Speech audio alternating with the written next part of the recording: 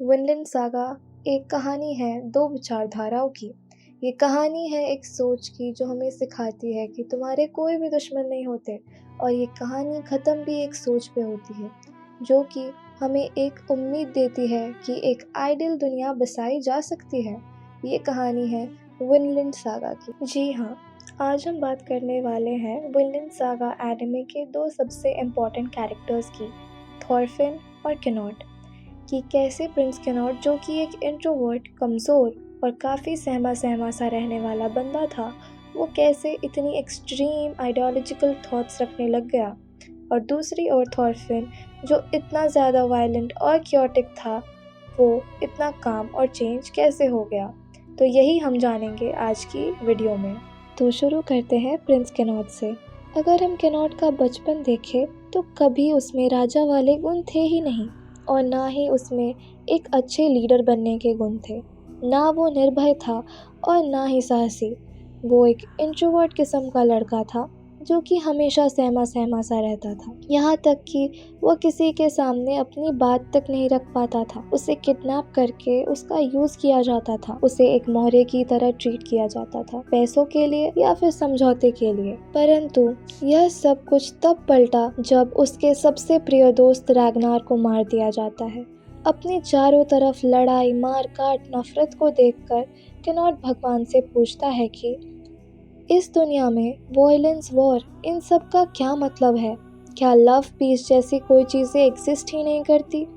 तभी वो प्रीस्ट, जो हमेशा उनके साथ रहता है, वह उससे एक सवाल करता है कि प्रिंस, क्या लव एग्जिस्ट करता है? क्या जो आपके माता पिता, रैगनार, ये सब आपसे प्यार करते हैं?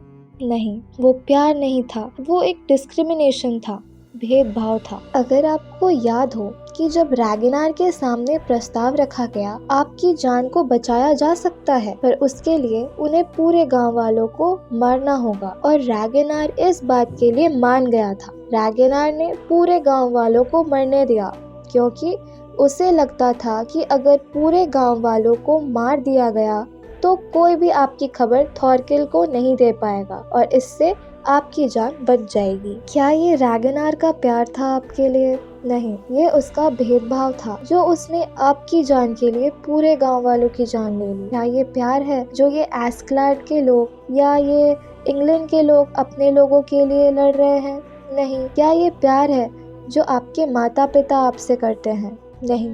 क्या वो प्यार है जो भगवान हमसे करते हैं? नहीं, क्योंकि प्रिंस, प्यार, द आइडिया ऑफ लव, वो इस दुनिया में एग्जिस्ट ही नहीं करती है। कोई भी चीज जो आप इस दुनिया में देखते हो वो परफेक्टली एग्जिस्ट ही नहीं करती है। और जब ये बात प्रिंस कैनोट रियलाइज करता है तो वो एक कंक्लूजन पे निकलता है कि अगर idea of justice, idea of love, idea of peace, यानी कि प्योर लव, प्योर जस्टिस और प्योर पीस एग्जिस्ट ही नहीं करती, तो हम लोग इन्हें मानते क्यों हैं? अगर ये एग्जिस्ट नहीं करते तो ये है क्या, और इसे हम कैसे पा सकते हैं, और इसका निष्कर्ष वो क्या निकालता है, वो जानने से पहले हम थॉरफिन के बारे में जान लेते हैं। थॉरफिन ने अपनी आधी से ज्यादा जिंदगी रिवेंज और नफरत में बिताई। बदले की आग में जल रहा थॉरफिन अपना पूरा बचपन एस्क्लाड के लिए एक वॉर मशीन की तरह बिताता है। पर जब एस्क्लाड मरता है तो थॉरफिन पूरी तरह ब्लैंक हो जाता है, और फिर जब वो अपने स्लेव वाले फेज पे पहुंचता है तो वो वॉर, नफरत, रिवेंज, बदला, इन सब के बारे में सोचने के बजाय वो भी इसी निष्कर्ष पर पहुंचता है कि ये दुनिया जिसमें इसने इतने साल बिताए, एटलीस्ट इस दुनिया में कहीं भी आइडिया ऑफ पीस एग्जिस्ट नहीं करता है। अब इस पॉइंट तक तो दोनों कैरेक्टर्स सेम निष्कर्ष पर पहुंचते हैं। थॉरफिन, जो दुनिया भर की लड़ाई, झगड़ा, मारपीट, युद्ध को छोड़कर एक स्लेव बन जाता है, और वो देखता है कि चैन यहाँ भी नहीं है, पीस यहाँ भी नहीं है। दूसरी तरफ कैनोट भी idea of love, idea of justice और आइडिया ऑफ पीस को ही ढूंढ रहा होता है। एक तरीके से दोनों कैरेक्टर्स सिमिलर से हैं, या फिर कहे तो दोनों ही कैरेक्टर्स एक ही सिक्के के दो पहलू हैं। अब इन दोनों में डिफरेंस आता है एग्जिस्टेंस का, कि ये सारी चीज़ें एग्जिस्ट करती भी है या नहीं। तो इस एनिमे की फिलॉसफी प्लेटो की थ्योरी ऑफ आइडियाज से काफ़ी ज़्यादा मेल खाती है, जो कि सोक्रेट की थ्योरी ऑफ नॉलेज से इंस्पायर्ड है, जिसे थ्योरी ऑफ फॉर्म्स भी कहा जाता है, जो कि आइडियल रियलिज्म पर चलता है। तो प्लेटो का यह मानना है कि दो तरह की दुनिया है, एक है फिजिकल रेल्म और दूसरी है आइडियल रेल्म। फिजिकल रेल्म जहाँ हम लोग रहते हैं, ऐसी जगह जहाँ कुछ भी परमानेंट नहीं है और जहाँ कुछ भी परमानेंटली एग्जिस्ट नहीं करता। जो आज बच्चा है वो कल बूढ़ा हो जाएगा, जो आज पौधा है वो कल पेड़ बन जाएगा, जो खाना मुझे आज ताकत दे रहा है कल वो खराब होकर मुझे बीमार कर देगा। यहाँ कुछ भी परमानेंट नहीं है, यहाँ कुछ भी सत्य नहीं है।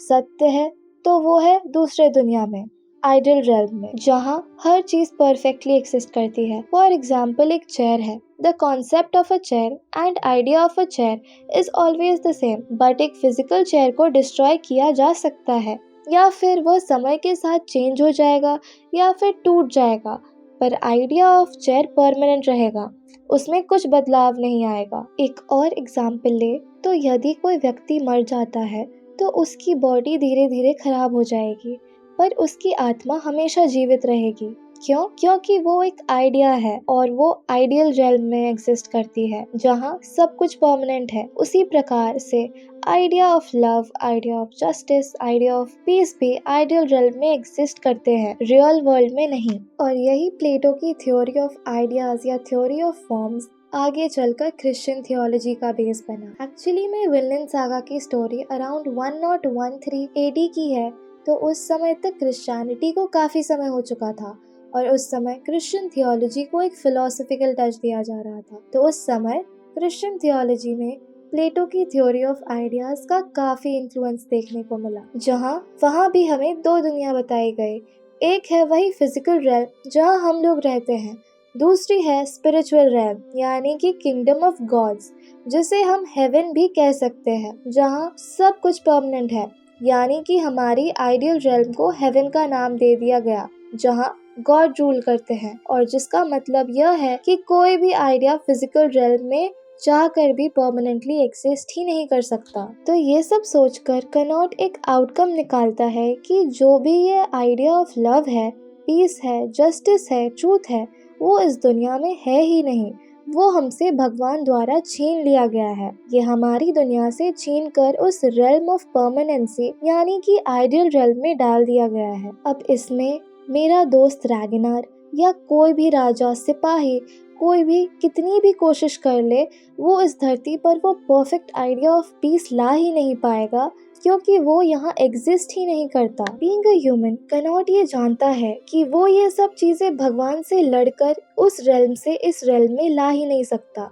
तो फिर वो ये कंक्लूजन निकालता है कि ये तभी पॉसिबल है जब इस रेल्म में कोई नया भगवान बनेगा।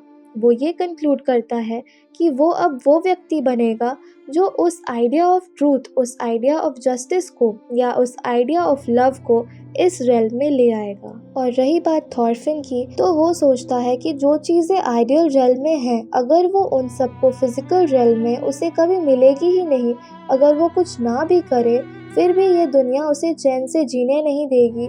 इसलिए थॉरफिन सोचता है कि अगर उसे आइडिया ऑफ पीस नहीं मिल रहा है इस रेल्म में, तो वो दूसरे रेल्म में चला जाएगा। यानी कि थॉरफिन सोचता है कि उसे फिजिकल रेल्म में तो कभी आइडिया ऑफ पीस नहीं मिलेगा, इसलिए वो इस दुनिया के अंदर ही दोनों रेल्म को देखता है, जिसमें सिंपली वो पीस को ढूंढने के लिए दूसरे रेल्म में जा सकता है। अब इसे आप लोग देख ही सकते हैं कि दोनों की विचारधाराएं सेम होते हुए भी काफी अलग है। एक तरफ थॉरफिन जो कि एक दुनिया में फिजिकल और आइडियल रेल्म दोनों को देखता है, और दूसरी तरफ कनॉट दोनों रेल्म को मिलाना चाहता है और इम्पॉसिबल को पॉसिबल करना चाहता है, पर दोनों का आउटकम काफ़ी अलग निकलता है। थॉरफिन सोचता है कि मैं हर चीज़ से रिफ्रेन करूँगा, अगर मुझे कोई चीज़ यहाँ नहीं मिली तो मैं वहाँ चला जाऊँगा, पर कनॉट ऐसा नहीं है, अगर उसे यहाँ कुछ ना मिले तो वो उसे यहीं लाने की पूरी कोशिश करेगा। अब इसके लिए कनॉट क्या करता है, अगर उसे आइडिया ऑफ लव को इस दुनिया में लाना है तो उसे ज़रूरत पड़ेगी पावर की, अनलिमिटेड पावर की, जिससे वो अपने आइडिया ऑफ लव को सबसे फोर्सफुली मनवा सके, जिससे क्या होगा कि सबके लिए आइडिया ऑफ लव सेम हो जाएगा। यानी मेरा जो आइडिया ऑफ लव है, सबके लिए वही आइडिया ऑफ लव हो जाएगा, जिससे एक परफेक्ट ऑर्डर आ जाएगा सोसाइटी में, जिससे एक ही आइडिया ऑफ लव स्टैब्लिश हो जाएगी। दूसरी ओर थॉरफिन सोचता है कि जो लोग मेरे आइडिया ऑफ पीस को नहीं मानते, मैं उनको छोड़कर मैं उन लोगों को इकट्ठा करूंगा जो मेरे आइडिया ऑफ पीस को मानते हैं, और उनके साथ मिलकर एक अलग जगह जाकर रह लूंगा। तो देख सकते हैं आप लोग कि इन दोनों कैरेक्टर्स में कितना बारीक डिफरेंस है और किस तरीके से ये दोनों कैरेक्टर्स एक ही सिक्के के दो पहलू हैं। इसी रीजन की वजह से जब सीजन 2 के एंड में किंग कैनॉट उस गांव के लोगों को जिंदा छोड़ देता है और उनकी जमीन भी नहीं लेता। क्यों? क्योंकि वो थॉरफिन को देखकर समझ जाता है कि थॉरफिन भी उसी रास्ते पे है जिस पे मैं हूँ, और वो देखना चाहता है कि कौन अपनी मंजिल पे पहले पहुंचता है। तो अब आप लोग बताइए दोस्तों कि कौन अपनी मंजिल तक पहुंच पाएगा, कैनॉट, थॉरफिन या फिर दोनों नहीं। वीडियो पसंद आई हो तो लाइक कीजिए और सब्सक्राइब करके बताइए कि आपको फ्यूचर में किस कैरेक्टर पर वीडियो चाहिए। धन्यवाद।